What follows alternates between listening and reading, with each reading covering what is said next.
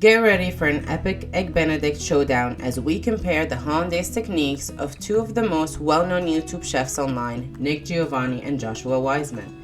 Joshua opts for blender technique, blending egg yolks, lemon juice, and melted butter until thick and emulsified.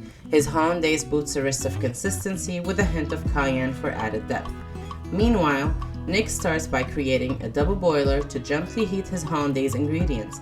With precision and finesse, he adds lemon juice, butter, and a dash of cayenne, whisking until silky smooth.